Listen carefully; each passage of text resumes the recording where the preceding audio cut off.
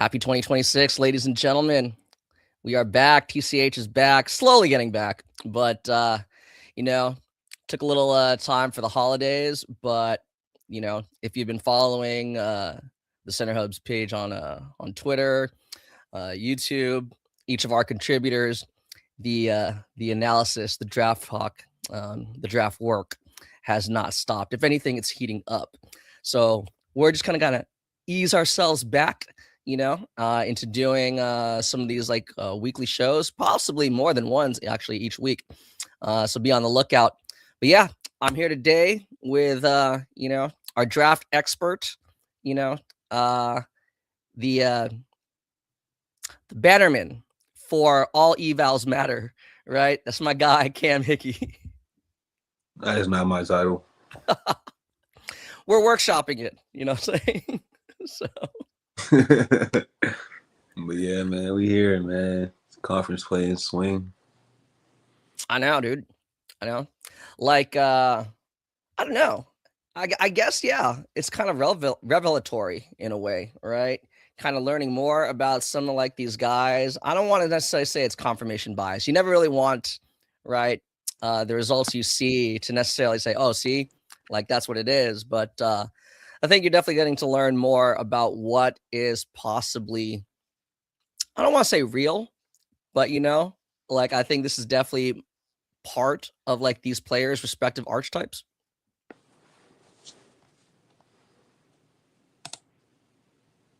So, but yeah, man. So, since we last reconvened or whatever, since we last got on, what has exactly been piquing your interest? I guess we could start with the more mainstream argument, which is the battle for point guard 1. Yeah. I feel like that gets thrown around a lot. There's a lot of guys, name wise.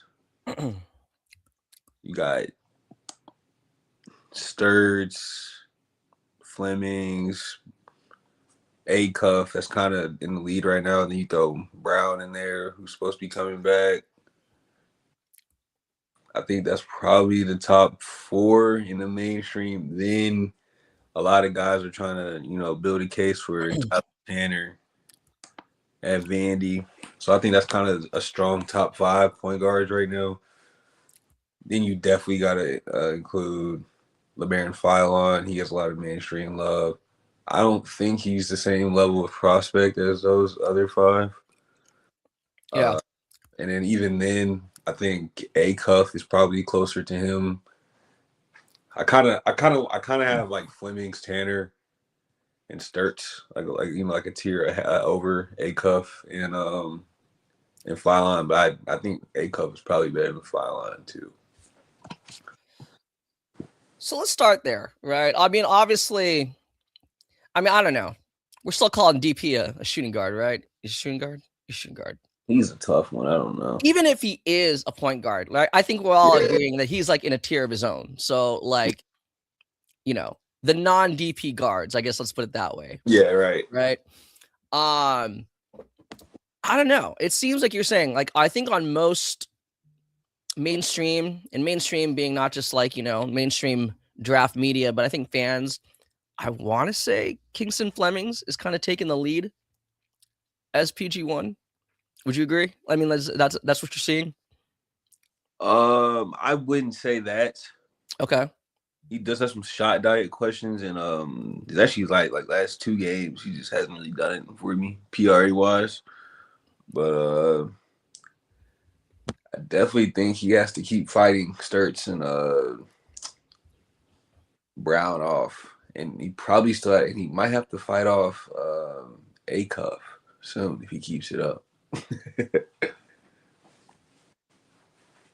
Wait, so actually, Acuff's an interesting one, right? I think coming into the season, I want to say there was some skepticism with Acuff. 1, would he even be a one and done? And 2, I think there was some healthy criticism. I'm putting it nicely here. There's some healthy criticism about maybe his shot diet, shot selection.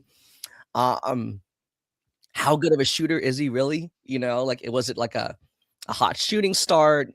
Because I know a lot of people have definitely described his game as being a lot of like kind of like speed based, right? And he is. I mean, when we did our preseason TCH mock draft, I think I took Acuff somewhere in the middle of the first round to Charlotte. And that's kind of how I described him. I said, right, like really fast, really great with a live dribble and stuff like that. Continues to get better as a shooter.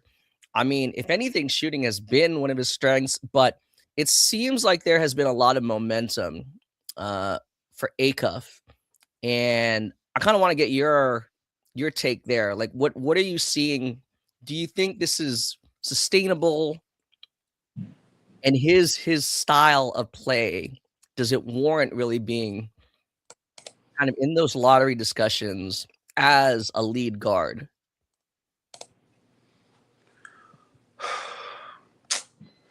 He's not my kind of guard. I like guards with defense straight up. I don't like any I don't like any concern about my guard being able to guard at the next level. He's 1.2 steal percentage in conference play, and he's just never ever been a defensive playmaker. Really, he just kind of holds up sometimes on the ball.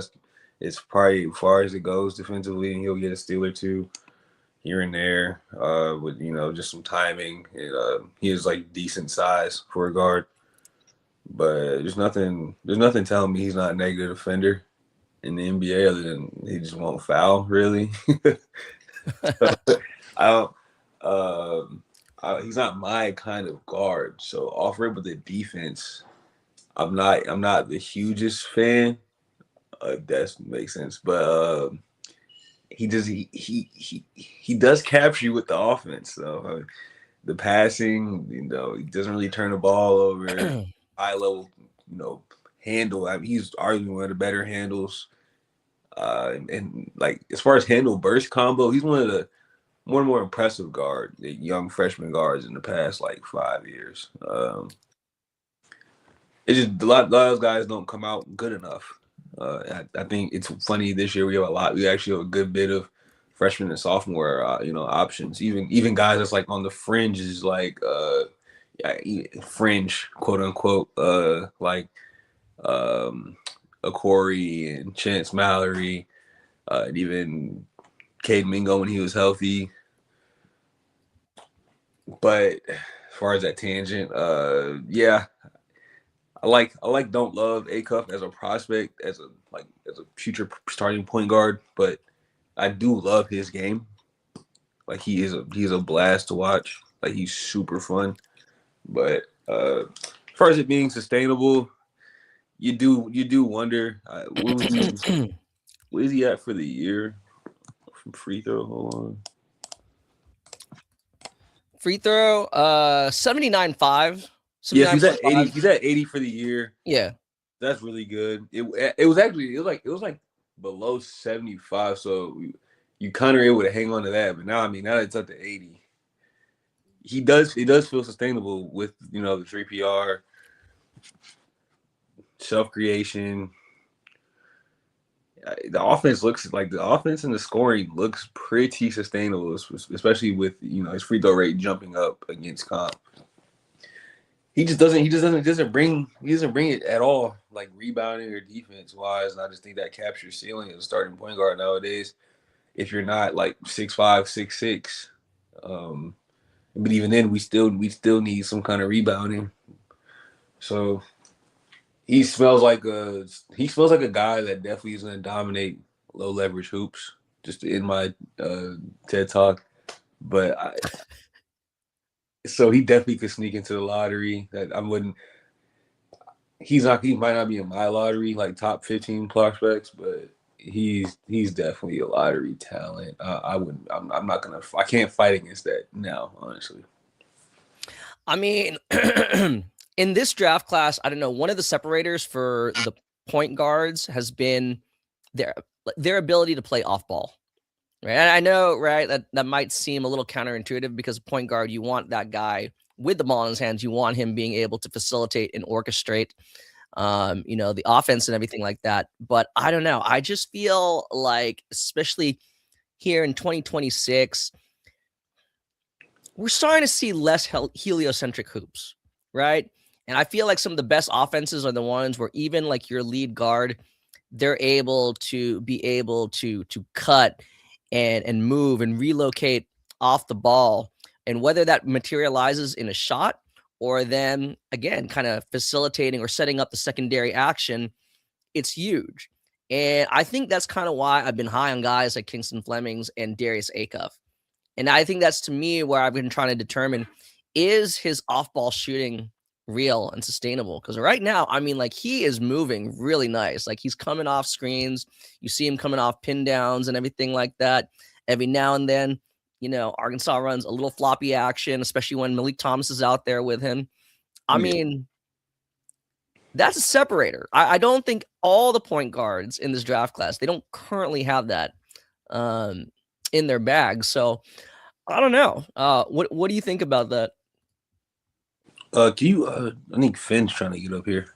Oh, here. But yeah, no, I think you're right. You're right. Especially, he is definitely he's a different level of playmaker than even the Sturtses and even the Tyler Tanners. As far as his handle compared to Tanner's is definitely better in my opinion. As far the things he pulls off. I'm not. I can't get behind him holding up defensively. I'm willing to sacrifice a little flash and a little self creation if I can get a guy that can hold up on D and really affect the game rebounding wise. That's kind of where I am philosophy wise. But I'm definitely starting to come around to see a case for at least Acuff top 3-point guard. Even if I don't really see the PG1 case, I definitely get it. And I definitely get why, with that school of thought, you would get to Flemings being better, for sure. Makes sense. Makes sense. Makes sense. What about you just mentioned Tyler Tanner. Again, a guy who in these last couple weeks has been gaining a lot of momentum. I'm not saying I'm skeptical, but I don't know. It seems like there's kind of been like this kind of, I don't want to say groupthink, but I think a lot of draft circles have kind of started to be enticed by Tyler Tanner's game. The quote unquote 6 foot Tyler Tanner. And I use the air quotes because I don't know, man. I don't know. And I'm not gonna like use his frame or his size against him, but I mean, I've met Jordan Pope in person. Yeah, and they played against each other the other day. I don't know, man. They don't really, I don't know. I don't really buy that Tyler Tanner's 6 foot, but every now and then somebody really could just be a statistical anomaly or just an anomaly. What are your thoughts on Tyler Tanner? Hold on. Did you get Finn the link? Are you trying to get up here? Yeah, I'm trying to send it to him. All right, yeah. Can you hear Cody? I can't hear Cody. I'm here. I just have my camera turned off. It's all good. Oh, gotcha. Camera off. Interesting. But yep. What happened, Cody? What's up, man? Nah, I think he has a confirmed like 5'10" and 3/4 without shoes. Yeah. That might have been a year ago too. So we're praying we can scam 6'1.5" with shoes on. But I'm definitely got to be ready to see a 5'11" without shoes for sure. I'm ready to see it. So it's not like I'd expect him to be 6 foot with shoes on.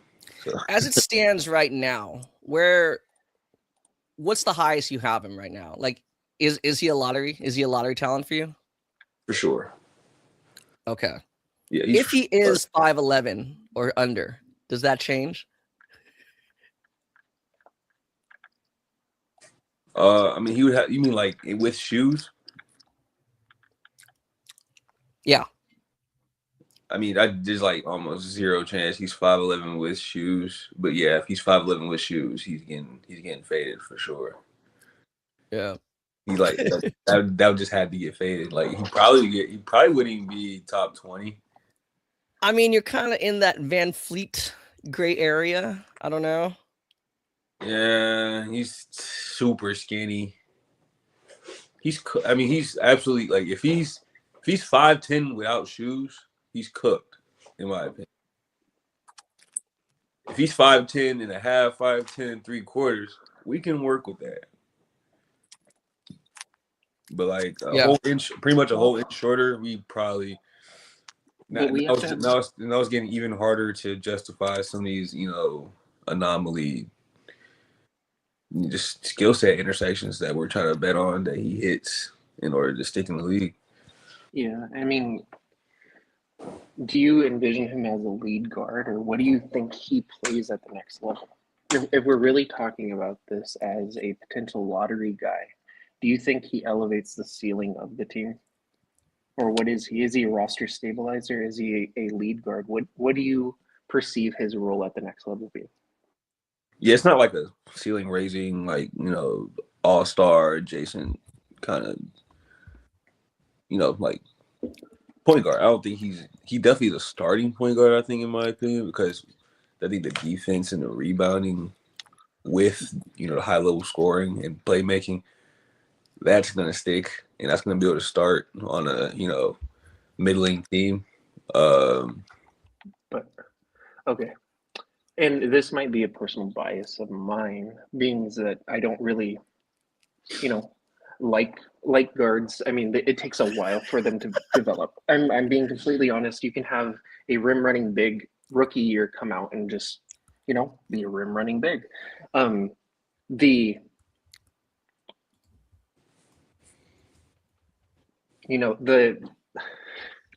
development isn't linear, and that is the greatest representation in a guard. Is coming in, they're going to have their bumps. They're not going to be great. I mean, it's a lot to get to the lead guard role for a team that has playoff aspirations. Is it worth taking somebody that could be a middle of the road starter who is undersized in the lottery? That's just my opinion, and you can completely disagree because we can have the same argument with Darius Acuff. I don't know if he's a lead guard. Bennett Sturts, he could be a very good guard at the next level. Is he a lead guard? And they're all different perceptions of kind of the same idea. Guard play is incredibly high level at the NBA level, and somebody that's undersized may not get as many breaks as somebody that's 6'5" who can handle the ball, who has this potential. I use that in air quotes as a potential due to their size at that position. So that's just my take is if we're betting on somebody that's 6 foot, I was one of the first people. I love Tyler Tanner. I looked at him last year, and his BPM in January of last year was at like 10.6, and I was like, he's an interesting name. And then I got deeper into the film and the stats, and I was like, oh, he's a really, really good player. But if we're talking about, will a team stick with a 6 foot guard who is playing okay for the first contract kind of thing? That's my only kind of weird discourse here is, will they stick with him for long enough so that he can show that he is worthy of it? Yeah, I think that's a fair question. Like you said, you just get less chances at that size. I do think his athleticism and some of the arm width kind of helps him out as far as being able to get chances. He's just gonna do stuff most point guards don't do around the league. Especially when you look to replace him, you're just gonna man, we're gonna place that defense and some of this ancillary value. Most guards just aren't bringing that, and if they are, no team's trying to get rid of him. And he's young, athletic, and his feel for the game is unmatched. It's kind of hard for me to see him struggling with any kind of adjustment to the league, just with how fast and how much transition he's gonna be able to affect transition at the very least, and he's gonna catch his scoring madness in the half court. He's still going to give you the playmaking. And then what makes Tyler so special and such an easy case to at least put like 12 to 14 on your board is just he's going to give you ancillary value that most point guards aren't going to do. And we're talking about different situations here completely. I mean, but if we're putting him into a box of an undersized point guard, how many of those are in the league currently? And if we're talking about Fred VanVleet as kind of the standard, he was 23 coming into the league as an undrafted free agent who made his way because the Raptors had no guard play. He got a break. I'm not trying to tamper any expectations of Tyler Tanner whatsoever. I just have real concerns, and I don't have him on my 26 board. I haven't touched my 26 board. I'm working on a project, but he doesn't seem like a 26 guy to me. 27 looks good. I think that there could be real value in that 27 class with returning sophomores and juniors. So that's my take on it. Finn? Yeah, I mean, I have Tanner top 10. I won't say exactly where, but it's, fairly high for the archetype. I think first I want to say like the small guard label is sort of like, we can put him into that box, but I think smallness and like being a small guard, it entails like you being bad defensively, not being able to hold up in the playoffs. And I don't think he applies to either of those situations. Like, I think not functionally small, right? Right. Like he doesn't fit the functionally small queries. He doesn't fit the like outlier small. Like I think the problem with what people the problem people are having with Tanner right now is that there's no like proxy available for him. And I think that the one I've been workshopping a bit is Mike Conley. As for like, there's not a lot of small guards in the league. I was going to do a post today and then I just got too lazy, but guards in recent years that are like quote unquote small that have failed not just because they're small, but because of other ancillary factors. They've failed because of, Reed's turnover economy is super bad. The defense is not even the issue as much as the offense have been. The Rockets are just way more offensive rebounding slanted when he's off the court, and they're better offensively. He's at about a neutral in terms of defense, I think is the best way to describe it. He's slightly negative offensive true shooting value, but to be honest, I think people are kind of missing the forest for the trees with him. It's a lot easier to nitpick the passing right now, and if you're not passing at that height, it's kind of over. With Rob Dillingham, the offense has just gone off a cliff, and he's actually someone who is functionally small, and he's been making plays defensively this year. But I think the people that are over indexing on like the small guard label, it's certainly warranted, but I think Tanner fits all the outliers that you'd ask of a small guard to win on the margins, and I don't think he's like a super fade. Like I could see him being a returner for sure, but I think that like this, he could definitely declare this year and be a good prospect, I think. Cody brought up earlier the idea that if you're like, you would think that if you're drafting any player that high, that they at least have the pathway, right, to being the lead at whatever position that they're being drafted for. So like a, DP, lead shooting guard, whatever, right? Like, so for Tyler Tanner, I guess the question is like, can he still like, I think he could definitely be productive, even if he's not a lead guard, but would that level of production still warrant him being taken top 10? Because I think that's what Cody was saying earlier is like, if he's not a lead guard, then does it really warrant being taken or considered in that range? And I think that's kind of where my thought process still. I haven't really made any, conclusion or declaration.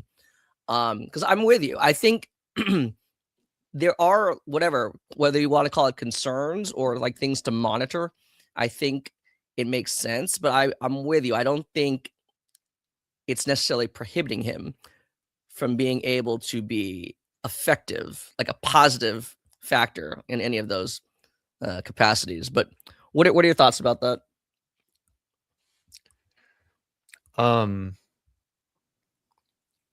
What is a lead guard in the like frame? Well, I guess we're saying Good that he's. question. I'll let Cody pick. For me, it's like you are actually like starting point guard, and you are actually like the main ball handler and facilitator. Like you're essentially like Yeah. initiating offense a majority of possessions. Yeah, that's kind of what I was gonna say, Conrad.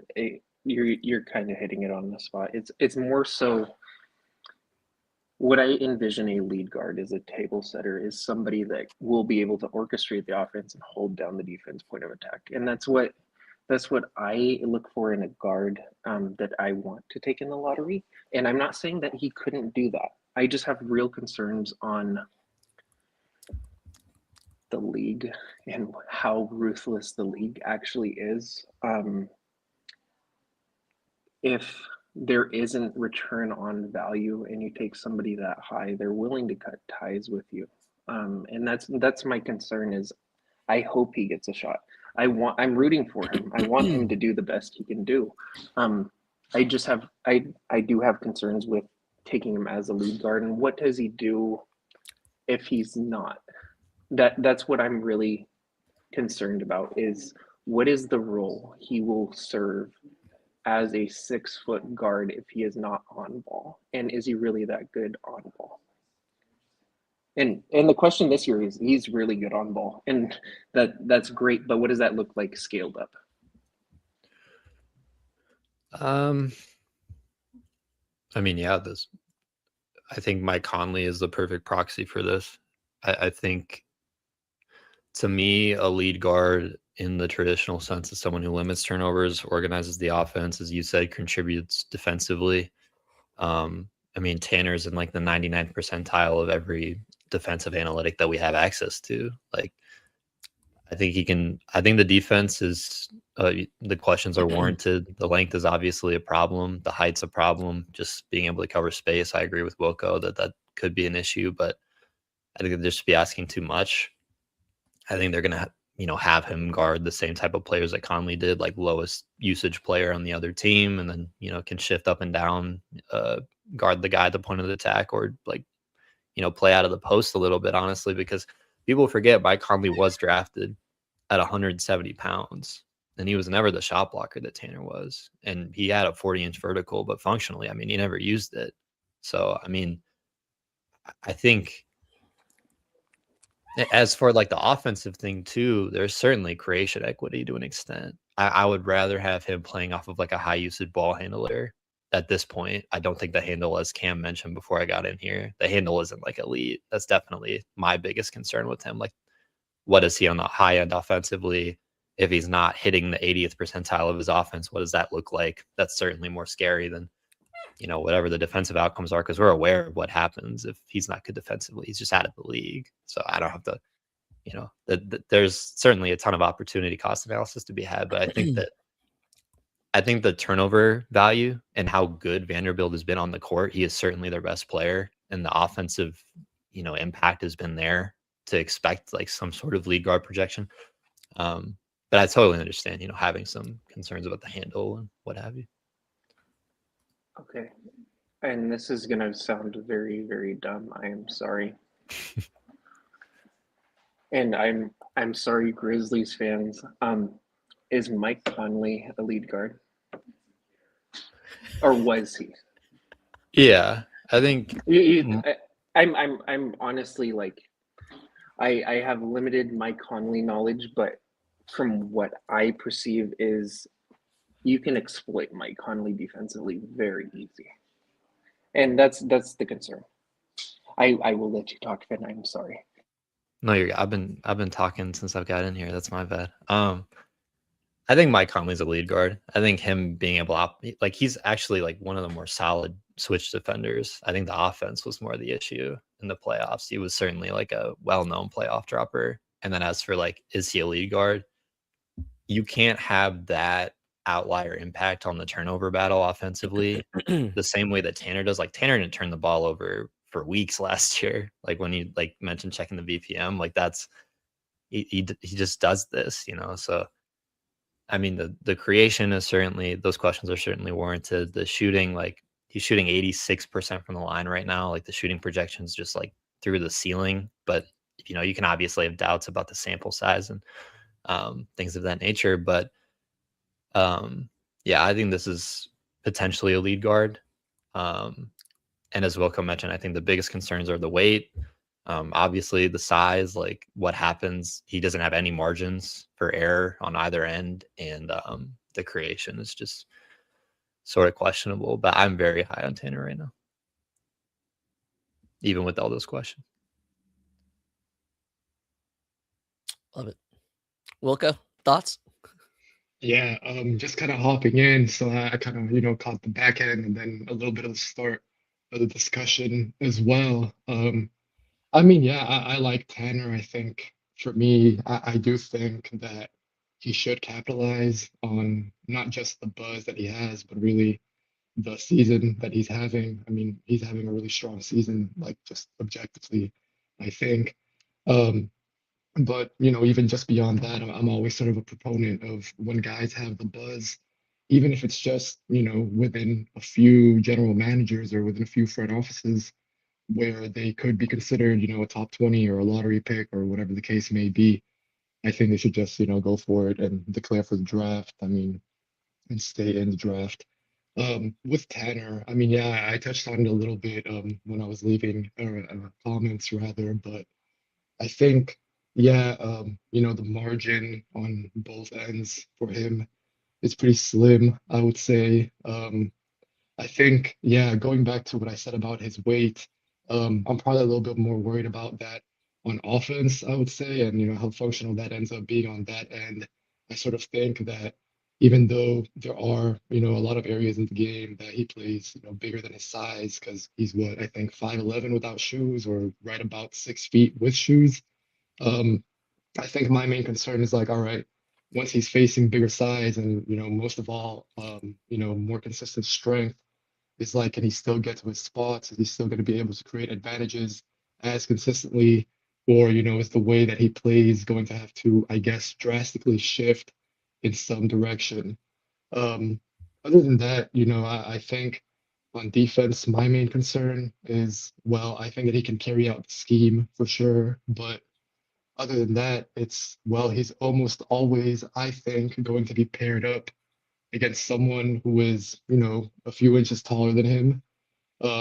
If he's defending point guards, I think that nowadays in the NBA, there are very few point guards who are not going to be impactful with the ball in their hands and who cannot, create their own shot. I think at least, particularly if we're talking about Tanner, like reaching a high level outcome, that he's always going to be defending, bigger guards and bigger players. So, I mean, I think that, yeah, he plays tough and he plays smart, but it's ultimately a matter of, can his contests actually get there? Can he cover the ground? Can he cover the space to get there and be impactful? In the NBA, especially where there's a lot more space to cover, I'm not convinced yet. I don't think that he's going to be, necessarily a huge like negative on that end, or that I think like there's no way that he is solid there, but I have real concerns. And then, yeah, I mean, for me, I think like a top 25 placing right now makes sense. I'm still kind of making my way through my board, but I have kind of real concerns about the weight, as I said. I think there's a chance that, his game might have to shift pretty significantly. And then also, I think another area that I'm not weighing too much, but I do think has to be factored in a little bit is that Vanderbilt is a really, really good team. It's pretty ideal for him almost. So, I mean, how is he going to fare in a different context, which maybe doesn't play to his strengths as much? Can somebody pull up the CVV analytics for Tyler Tanner? Yeah. Cool, thank you. I just want to see. I just imported all these stats last night, but what the key area that I look at is go ahead and scroll up just a little bit. Is he a fast break merchant? There you go. Be careful with smaller guards that are fast break merchants. That is all I want to say. He is incredibly efficient, and I don't know if we have half court stats. I don't know. But he plays very fast. Vanderbilt plays very fast, and it's a very good spaced offense, which the NBA does play fast and has really good spacing. But I'm concerned in what happens during the half court setting. And I haven't looked at Tyler Tanner half court. I really haven't. I will give you full awareness here. I have not looked at his half court stuff, but that's one concern that I have. I can pull up his half court stuff real quick because I do think I just want to get make sure that my facts are right here. But damn, actually it seems like I cannot pull up the half court stuff. But I was gonna ask, I think that he has a pretty decent, especially for his size, number of half court dunks. I want to say. At least I think I remember, seeing, when I was going through my tape on Tanner. I feel like I've seen him throw down some half-court dunks. So yeah, I'm wondering how many dunks it is exactly that he's thrown in the half-court. I'm not seeing that right now. He has, I think, 14 dunks right now for the season and 15 attempts, which obviously is great. But yeah, if anyone has that half-court number. I guess we have shooting context in the half court. My concern is just what happens when the play breaks down and they're no longer in transition. And he's undersized. That's the only thing. And he's playing an ancillary role. It's easy to get buckets in transition. That's the only point I'm trying to make.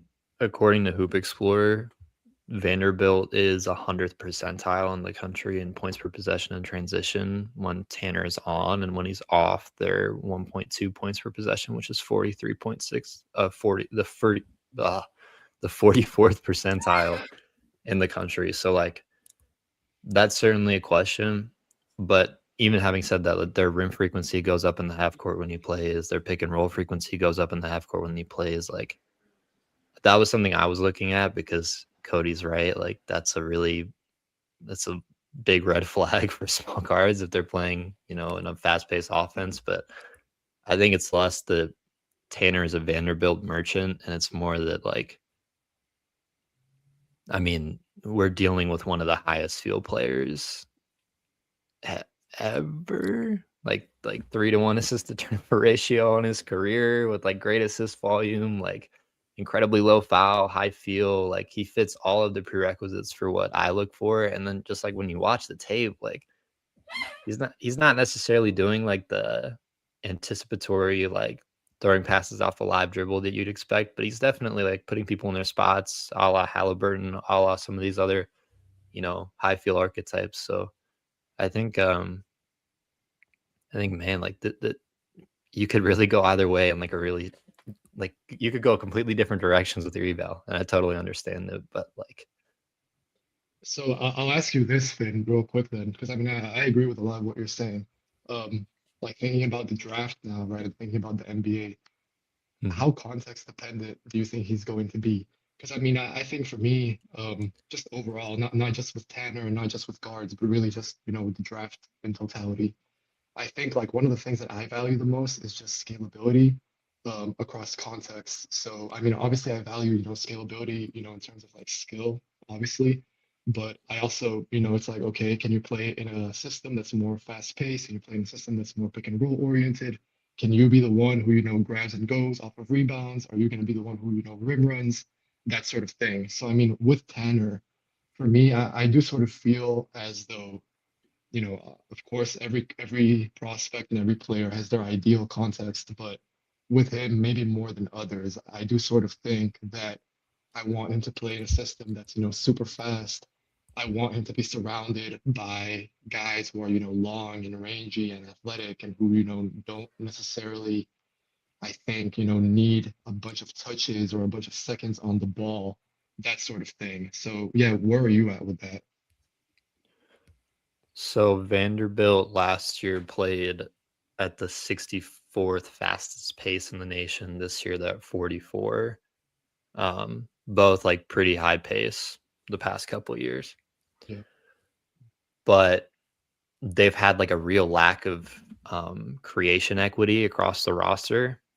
And him being able to maintain that high feel, even if he's playing in that fast pace of an environment, is impressive in and of itself. I think even if you scale down, like you're still looking at like a 2.5, somewhere around there in terms of assist turnover ratio. And like even their half court stuff has been good with him on the court. And to their credit, like they're one of the most like analytics forward staffs in the country. Like Tyler Nickel is just like the epitome of that. Just like launch threes, like space out the court, 5 out. Like that's the vision for like modern college teams, is having these spacey, like wiry bigs that you can play, across 3 positions. But like even last year in like a really bad context, he was extremely high feel. And like, I think he's definitely context dependent, but there's players that you could warrant drafting very high that are very, very context dependent. Like Halliburton is an example of this, where Halliburton spreadsheets, for as much as people like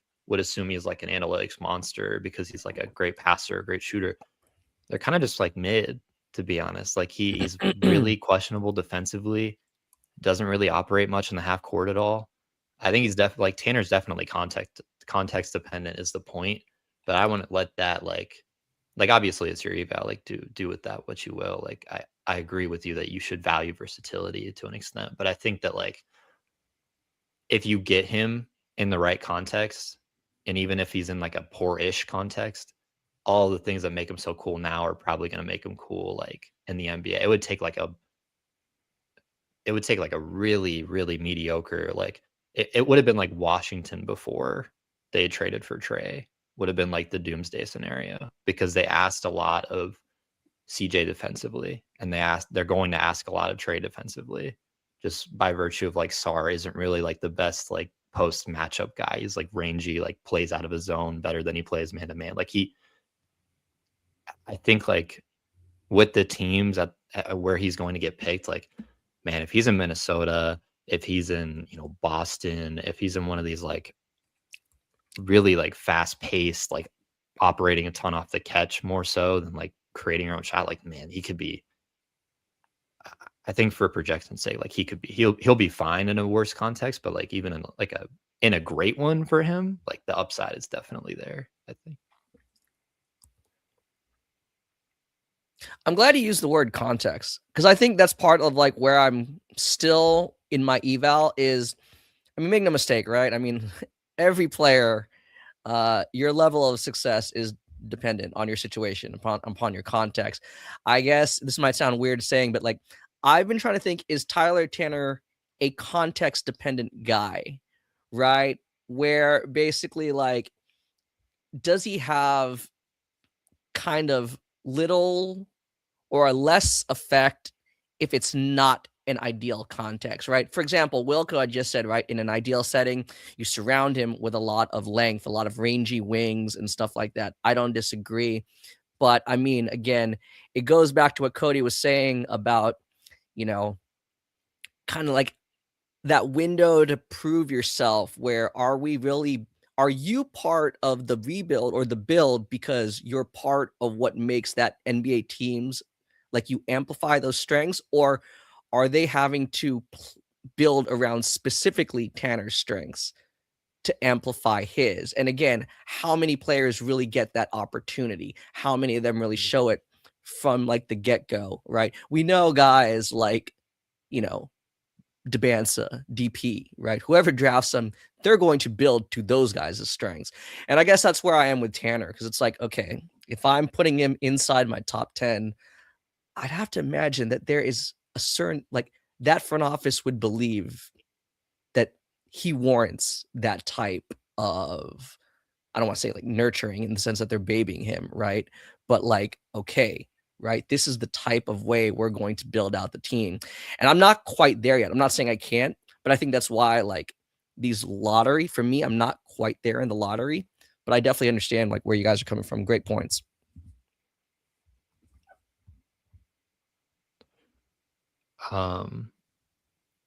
I would say, like back to the Halliburton point, it's going to be like a push and pull of that exercise where Halliburton's one of the best players in the NBA, but you still have to build around him. But he will be the system for you.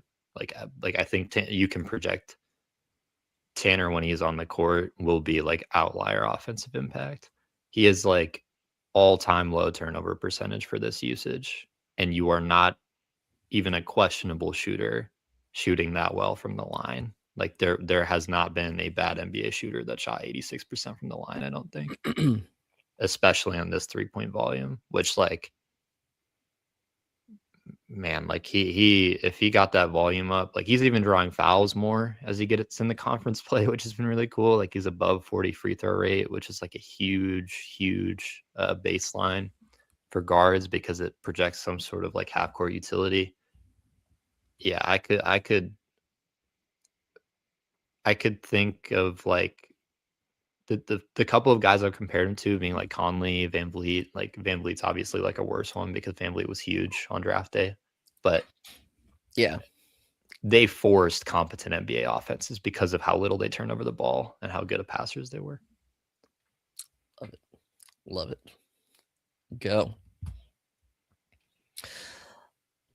Since we're on the topic of point guards, I didn't expect this episode to all be about point guards, but actually it's kind of funny, right? Because before the season, we were saying like, well, it might not be the deepest guard class. And here we are talking about like how many guys who could like be, fighting their way for lottery consideration. This guy's not necessarily in lottery discussions, but he's definitely gaining a lot of steam, I'd say, even prior to conference play. A Stanford freshman, Ibuka Okori. I just kind of want your guys' takes, your opinions, what you've seen. Because to me, I see him all the time. I'm not too far from Stanford, right? And I love his game. I just coming into the season, definitely coming into conference play, I never really talked about him too much on TCA. I mean, I did on my own personal account, but like, for example, when we do mock drafts and stuff like that, I never really considered him in those exercises because I didn't really think he's a one and done. And lately, like, on like the big, ESPN and all those guys, right? They're kind of saying how he's pushing his way into the first round. He should be in consideration for amongst the top point guards in his class. Where are you guys at? What are you seeing? What do you think about his outlook for this draft cycle?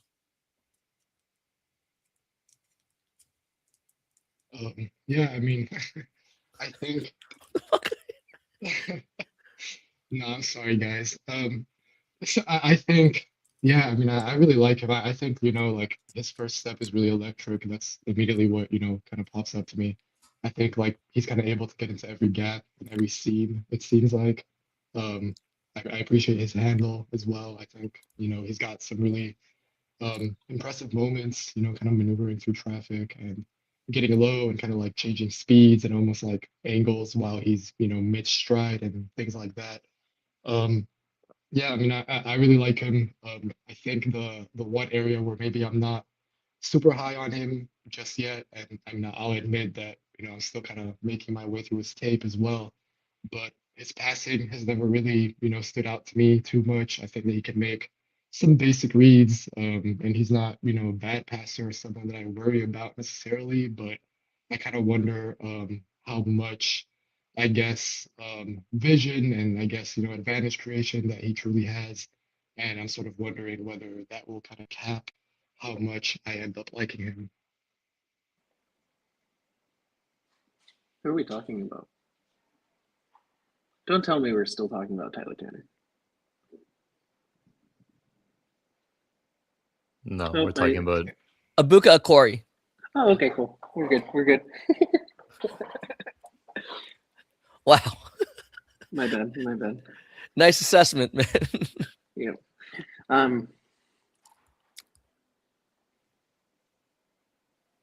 Is he Anyone? this your guy? No. Is he a this year guy this year? No, I was gonna say Luka's elite, low key. Like you look key can't. You gotta stop looking at his profile, or you're gonna end up falling in love with him. There's nothing wrong with falling in love, Cam. All right. I'm just saying. I love that. February's only a month away, right? I mean, you gotta do it, so. No, but seriously, like, is he showing you enough where he should be a one and done? Like, I just Nah. He's I gonna mean, get- I'm like he's gonna open get- to it. He's gonna get a bag somewhere in the NIL at some That's what I'm saying. I prestigious mean, like- school. He's gonna go to Duke. Yeah, because Like, they're gonna tell him let's- second round. Like, let's be honest. Like, a kid going to Stanford, he's looking to go for schooling. Duke is on the East Coast. He's from New Hampshire. I mean, it's a fit, but that's all speculation. I don't think he's a this year guy. His scoring is electric, but Stanford also allows him to jack shots. That's just my personal opinion. I wrote about him earlier this year. I think I had like a 3-game sample size, and he was averaging like 28 a game or something crazy like that. And he's Yeah. kept it up all year, so that is absolutely fantastic. I just think we need to talk about Stanford's context. Who else do they have? Benny Keeler. Do not I mean, throw shade at Benny Keeler. who else Okay. do they have? It's my Like, alma mater, okay? There you go. I know. I appreciate it. No, Them being in the ACC is crazy to me as a West Coast guy, and them being in the Pac-12 for so long. But also, yeah, we have to talk about context. Who do they have? They got Ryan Agarwal and Benny Keeler. Jeremy Dent, D2 transfer, Demon. yeah. He's been pretty big. Yeah. But no, I think Cody's right. I mean, I didn't bring it up to like necessarily like throw shade at Corey. It's just, again, you kind of look at like some like these articles coming out lately, and I get it. Like, as Cody said, he's been pretty electric, especially since ACC's play start. They've given him an even more green light to go. But I feel like I've been extremely optimistic on him, but I still don't think he should be a 26 guy. I think he should be returning, and for all those other reasons that you listed and others, I think he could really maximize some more of his collegiate eligibility, especially since everyone's getting it now.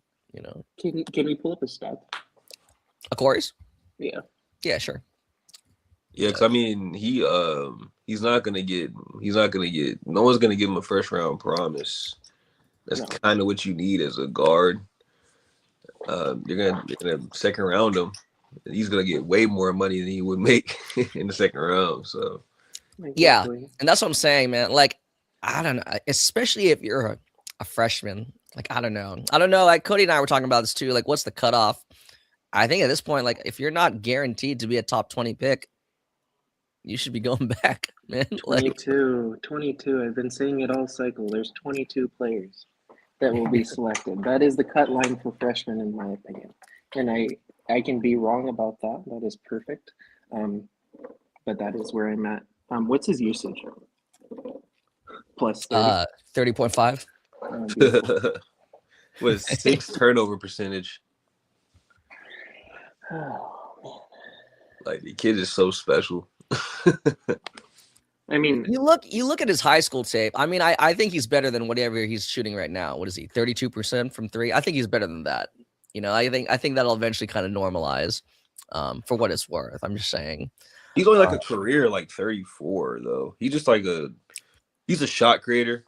Yeah. I don't think the 3 ball ever gets too crazy like 40s, but so it he's doesn't Cam have Thomas. to. I mean, over he's 95th percentile in assistant percentage for threes. So with an 8 free throw, he's just a special shot creator right now, honestly. Conrad, can you see if Cam Thomas is in there? Nets Cam Thomas? Yeah.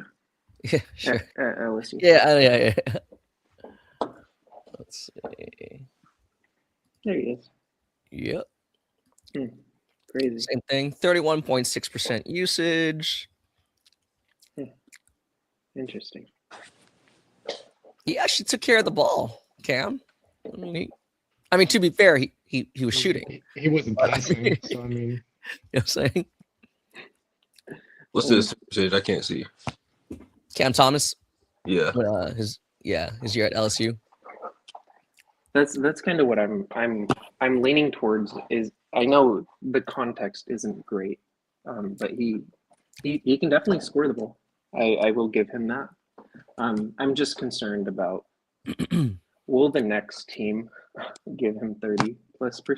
And if you are a rebuilding Nets team, I guess so. But what value does that actually bring? Yeah. I don't know. Yeah. Again, I like Okori a lot. Need to see a lot more. Again, I don't think he's going to be the playmaker that any of the other guards are that we already discussed. But I mean, I think he does need to exhibit some of like that playmaking or at least secondary playmaking skills. We'll see. We'll I see. mean, was he 23 assist percentage with 6 turnover percentage? Who? Okori? Yeah. I think so. Yeah. Yeah. I can go back to it, but let's see. Yeah, about 23. And yeah, to be fair, it's leveled up. It's leveled up these last couple games. 83rd percentile in assists per 40. Yeah. The kicker is these rim assists. Hold on. Yeah, 57th percentile rim assists. He's not a super high level passer, but like the passing totals against like good teams, like against the top third of college basketball. So like the top 120 teams, he's at a 30 assist percentage and 5.5 turnover percent. Like I would say he's above average for 3 assists though. So yeah. I think he does have some high level playmaking, but I think like y'all said, it's definitely not close to great yet. He's more of a great ball handler than he is a great passer and ball handler right now. He's rail thin. I think he's like 180. Yeah. Yeah. He's pretty wiry. He's pretty wiry. I had an opportunity to watch him a couple times in person. I mean, like I said, he's electric. Really just love the way he attacks off the catch. You know what I'm saying? Like he just darts, man. He's also carried Stanford to a 14-4 record. I know, which is pretty cool. He's a 14. He's an 84 percentile net swing. Like he is that team. Are we just talking about guards here, or can we bring up another prospect? Please do. Okay. Underrated prospect. I think he's probably Michigan's second best prospect. And I was dogging on him the last time I was here. Mr. Morris Johnson. Have you seen his profile? It is absolutely insane. Like he is an energy big. He is so fun to me. I don't know what that looks like, but at Illinois and at Michigan, he's done the same thing under 2 different coaching staffs. He's just an energy big that I think finds his way into the league somehow. It's a pretty incredible profile, though. I think he's more than just that to me. You know, I liked him, you know, last year at Illinois as well, and I thought he should have played way more actually. I valued his rebounding, you know, all along. I also valued that with, I guess, you know, the U.S. youth teams and whatnot. But I think this year, to me, what he's really, I guess, shown way more of, or I guess maybe I've just noticed it way more. I think I really value his switchability on defense. I think, you know, he's got tremendous mobility and footwork. There are times where I sort of think that he gets a little bit overconfident maybe, and he, you know, still kind of has to measure the gaps and the distances a little bit better when he's, you know, dealing with smaller guards and ball handlers in space. But I really love his defense. I think that he's going to be able to play out on the perimeter. I think that he's going to be able to handle some possessions as a big. I think that he's going to be able to, you know, add value as a 4 as well. Right now, I guess my questions are more so how he scores at the next level. I feel like he, you know, has to be set up almost all the time. He's going to be exclusively, I would say, a play finisher, be that, you know, in the pick and roll or we've seen a little bit, some more signs of him spotting up this year, which has been cool. But I'm not really, valuing that, I guess, too much. Um, so yeah, I guess, I value his defense a lot, but I'm still kind of waiting to see how his offensive profile pans out a little bit more, where I have some concerns about him being more of an undersized big there, whereas I really value his versatility everywhere else.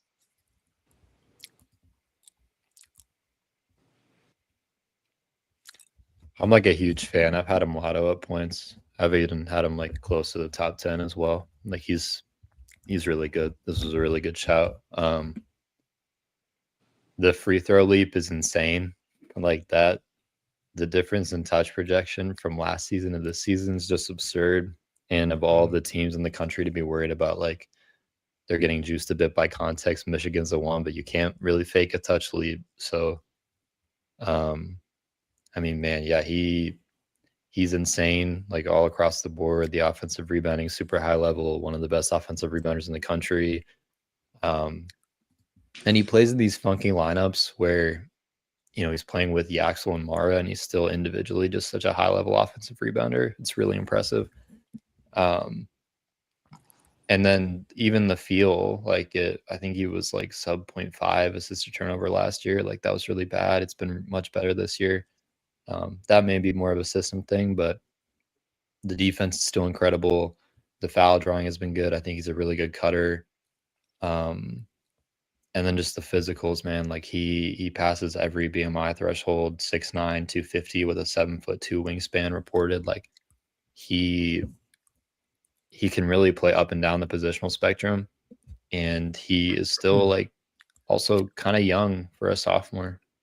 So I'm really excited about him. Yeah, dude understands his body, man.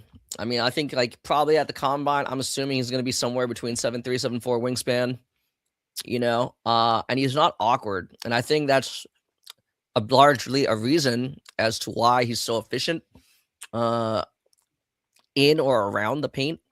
I'm with Wilco. He's probably better as a play finisher, but I will go as far as to say he's a face-up guy, and not face-up in the sense that he's going to shoot. Not yet. If that ever happens, that'll have to come in time.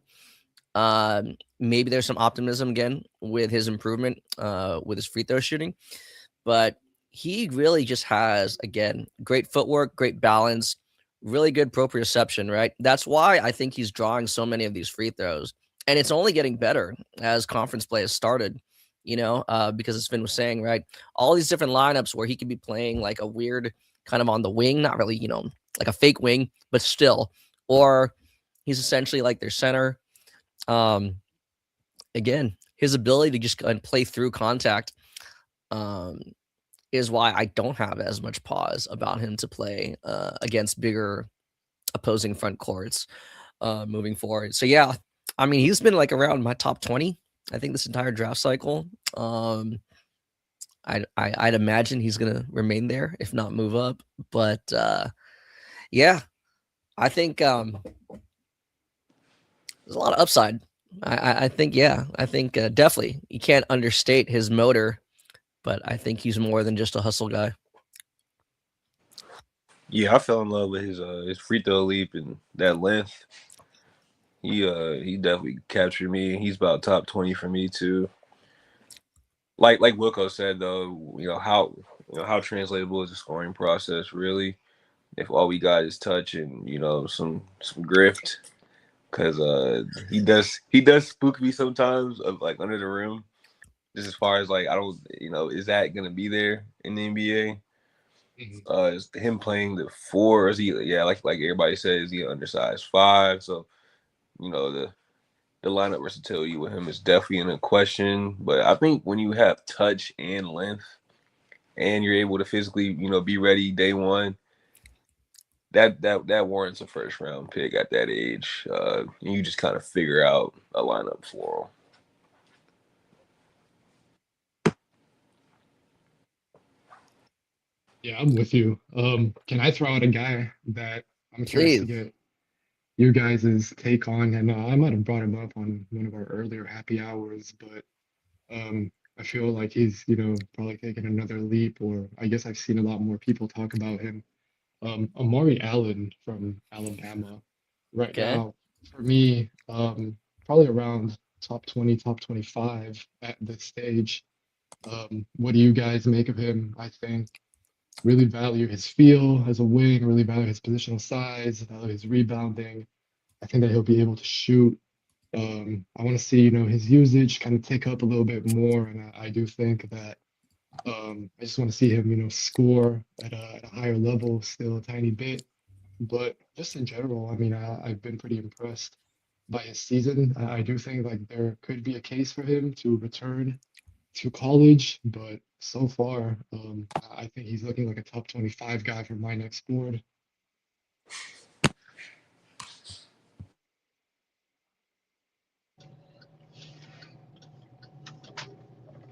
I like where you're coming from, Wilco. I like where you're coming from.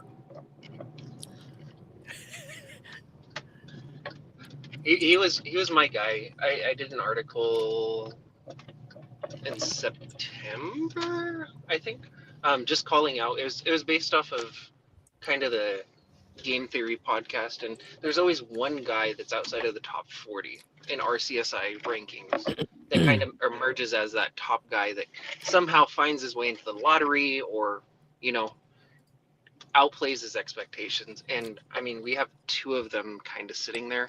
I wrote about Amari Allen. I think he was ranked 86. Crazy length and kind of a weird hybrid wing type. Very translatable, I think. And I like him. I think he's a 27 guy on my personal preference, because I don't know if he cracks top 25 or 22 at least. But that's kind of my opinion right now. I'm with Cody on that. I don't think he hits quite that level of mainstream love to come out. And then I don't know if the defense and the scoring process is quite ready. You do kind of worry about a wing defender with sub 2 steal. In college, we're about to trying to grab him as a one and done wing. I feel like one and done wings, they're pretty much up there regards as far as you got to be able to hit on the margins with wings as well. And then obviously the shot, he's only a career like 74, 75 for free throw. He kind of magnet this year. I don't know if if he was to come out, he would probably have out of the league level rough stretch with where his shot is right now. I don't know if it's quite ready. I think Cody's right. He's definitely a 2027 guy. He just doesn't, and he's already not finishing in conference play right now through 4 games. So he's kind of telling on himself. But he's definitely a dude. That kind of energy wing that can has high level ancillaries and is going to help with the possession battle, and he can put the ball in the basket in certain ways as far as play finishing.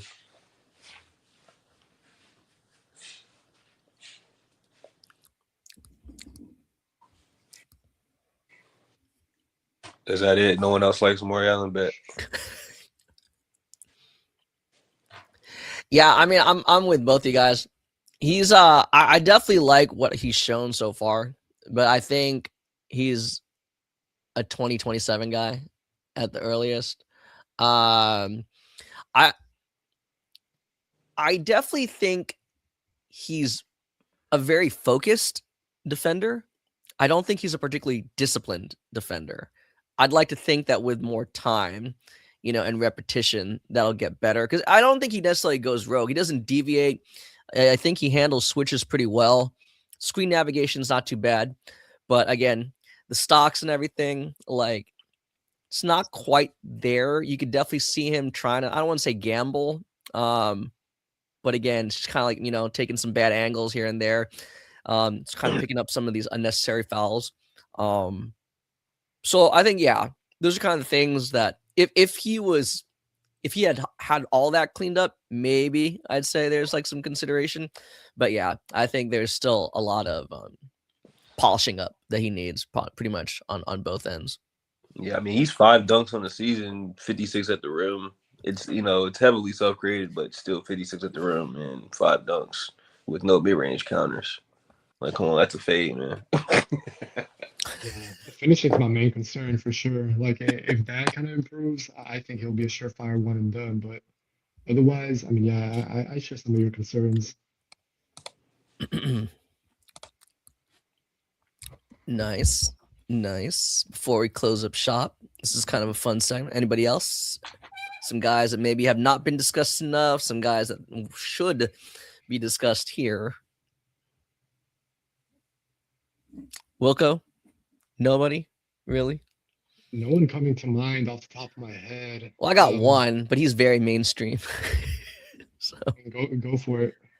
I mean, this is very fascinating because there's always that one guy every draft cycle, right? Where, wow, where we saw him going into the cycle and where he is now, Mhm. couldn't have been like, it's like night and day. Mhm. Made a mint, man. Wilco, I know you've had like some very nice, cogent, organized thoughts lately about it, but for people who may have missed like your cruel threads, where are you at, Sure. man? Let's be real here. Let's be. No, I've seen people fade him entirely off, their top 30s or, just, saying that he's not a draft prospect anymore. I had him, to be transparent, I had him at number 5 to start off the cycle. I had him in that tier 2, right behind Caleb Wilson.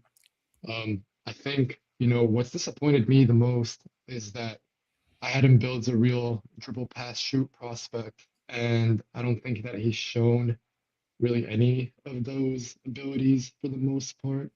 Um, I think like over the last 3 or 4 games, maybe he's been able to handle the ball at a little bit, higher level than what we saw earlier in the season. But even then, as I kind of was saying, it just feels like he's a moment away from turning the ball over whenever he's getting an extended rep on it. So that's, never a great sign. At the same time, I mean, I think it's way too early, and I think that it's still premature to say that he's not a prospect at all. I think that, the baseline headed into the season, even if that is the outcome that's playing out, and you could say that's disappointing based on expectations, sort of the lowest outcome that he had is still something that I'm fairly comfortable with. I mean, I think that that's still worth a top 30 pick, someone who is, 6'10", has decent feel. I think that he'll be able to make better decisions once he can actually leverage his strength in a more consistent way and more diverse ways, I would say. But I do think that he can, read the floor at a decent level. The lack of athleticism, I would say, concerns me more than anything. He's not really dunking the ball. He's not blocking shots at a super high level or anything like that. But I mean, I don't mind his defense. I think like his defense in space looks good. I think that he'll be able to switch at a not at a super high level, but at an okay level, I think. So yeah, I mean, right now, top 30 for me seems appropriate. I'm not ready to knock him down lower than that, but I just think that even the lowest outcome is something that I'm still not, that worried about, I guess, particularly when it comes to other prospects as lowest outcome, I guess. So I'm open to, the idea of him returning to school or whatever the case may be, but I just don't really actually see that happening in reality. I don't think it's likely at all that he returns, but this would just be on my do not draft list if I was a team personally. Um, I agree with all of I think the defensive stuff has been true. He's doing what he can with his frame, and I think the feel is still like pretty positive for his size. Like you could make some optimism cases. Like the foul drawing has been really cool. The steals have been, very high for this archetype, but this was just kind of the doomsday scenario for him. I can understand, still having him, as high as like the top 20. I think that's fine if you're really, really high on the rim finishing in the NBA. But I kind of anticipated something of this nature happening. I didn't board him that low because I was more optimistic about the free throw, but there were some weird samples pre-NCAA. So, I mean, this is just the worst case scenario. I don't want to disparage him. I just feel like he's gotten a lot of bad press. Yeah. I mean, I think I largely agree with all you guys. I just kind of wanted to take a pulse because I know, like, everybody has like these very visceral reactions, like on a game-to-game basis, especially if you haven't really followed them prior to NCAA. So, we'll see. We'll see how this goes. I look forward to seeing if he has any kind of like adjustments or counters in this like final whatever quarter or third of the season. So yeah. let me ask something else though with this, and I mean I'm just curious to get you guys' take on it. So if Nate Ahmed had come into the season, pretty unranked or like relatively unranked, someone who's like a top 50 guy in his class or whatever, and he still plays basically the same exact way that he's playing right now. I'm just curious how you guys think that he would be perceived because, I mean, obviously everything that all of us have been saying is true about how disappointing he's been in some areas and how he's, fallen way short of expectation. But I also think that it's important to consider that this is, as Finn was saying, it's kind of like the worst case outcome. And this is someone who, we expected a lot of, and he has not delivered. But what if we didn't expect anything of him? I kind of wonder how that would change the discussion around him and whether it might be a little bit more positive rather than, maybe focusing more on what he hasn't been able to show.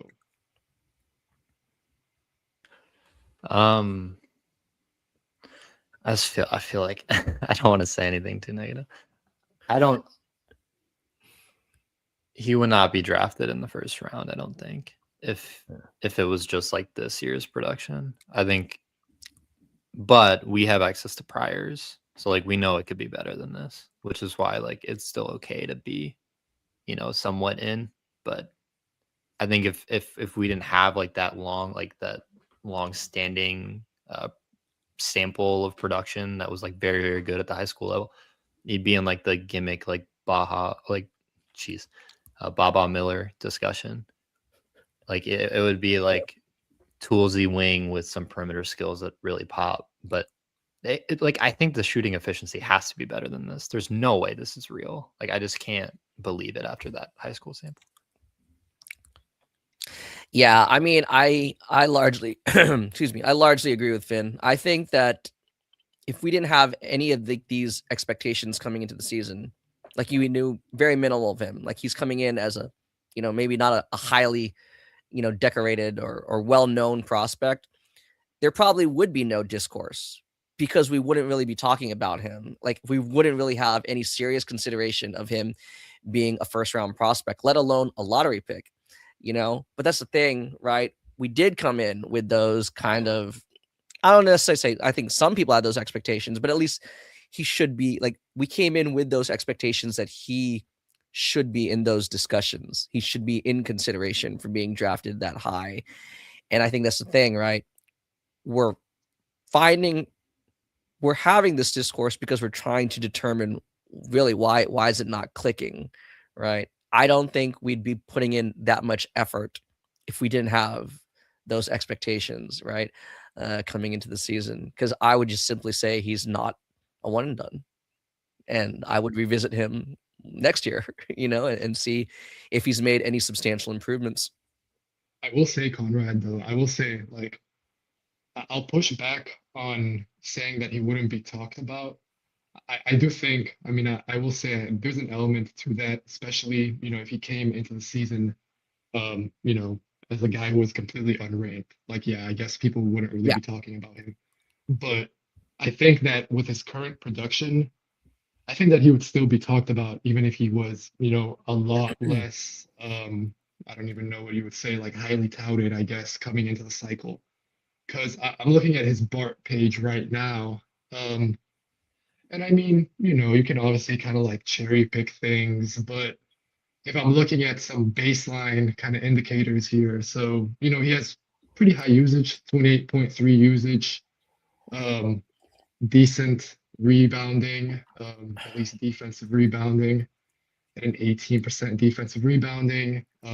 His block percentage, I was going to say this earlier when Cam mentioned that it was below 2%. I mean, it's 1.9, so it's right below 2%. I wouldn't like use that as a huge disqualifier. Obviously, ideally, it would be a bit higher. But even then, let's say, 1.5 blocks, block percentage, and he has a nearly 3% steal. So let's say like a 2% steal, I guess, and as Finn was saying, getting to the line a ton. So if you were to put that in, I feel like you would get some pretty decent outcomes, or at least some interesting outcomes. And I think like if we are also considering that his shooting, at least his 3-point shooting, just cannot be this terrible, and he has been, at least in my opinion, shooting an okay volume. I wish it was a little bit higher still, but I can understand obviously why he's not really taking that many threes if they're just not going in at all. But I do think like there is a case still to be made for Nate Ahmed. Um, the question is whether it's worth fighting that case, given everything that we're seeing. I think that's valid for sure. But I will say, like, I am pretty adamant right now that even though there are a ton of logical reasons to be concerned, I do think it is just, at least for me, a bit too early to say, okay, I'm all the way out. Yeah, and I definitely think that's fair. But as Finn said, right, it's just a matter of where you're comfortable drafting him. And then you take into consideration like kind of where Cody is, like there's a breaking point for freshmen where at this point you're probably not really a first rounder. So I think it's kind of like a confluence of factors there. But really fascinating. Again, guy I want to see if he can turn around. Very interested. I'm always like the process. But before we break off, this was fun. I'm just really curious because I haven't really updated my big board lately, but I kind of want to just get a very quick pulse on each of you guys. Who's number one on your big board right now? It's It still AJ changes Depance daily for me. almost, but whatever. I knew it. I was anticipating the question. That's it. I have Big Booze still there. He's still. Not everyone at once. Come on, guys. Yeah, man. I have the Bansa still. I still have AJ Depance at 1. I got Darren Peterson. Oh wow, all different. All right, Conrado, where It's you on the at? tiebreaker, huh? Yeah. If you don't say Until- Boozer, I'm leaving the stream. The only right answer is Boozer. Hey, right, I'm a man of principle. Right? I have my convictions. Until further notice, it's Cam Boozer. So, Yeah. so. All Should we right, do a gentlemen. discussion? This is Oh, good. we gotta do it. Yeah, we'll try to give ladies and thank everybody who tuned in. Thank you, all 240 of you. We'll try to give a little bit more heads up on the next one. That way you can tune in either on X or YouTube or both. That way you can still scroll X while you watch us on YouTube. And yeah, always, just got any questions and stuff like that, you know where to find us. At the Center Hub _BB, and you can find all of us right on X as well. All right, take care, ladies and gentlemen.